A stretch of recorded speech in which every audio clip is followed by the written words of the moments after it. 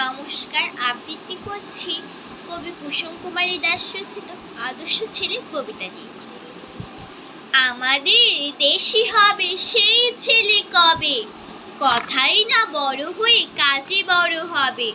মুখে হাসি বুকে বল তেজে ভরা মন, মানুষ হইতে হবে এই তার পণ। বিপদ আসিলে কাছে হও আগুয়ান, নাই কি শরীরে তব রক্ত মাংস প্রাণ। হাত পা সবারই আছে মিছে কেন ভয়, চেতনা রয়েছে যার সেই কি পড়ে রয়। সে ছেলে কে যায় কথায় কথায়, আসে যায় চোখে জল, মাথা ঘুরে যায়।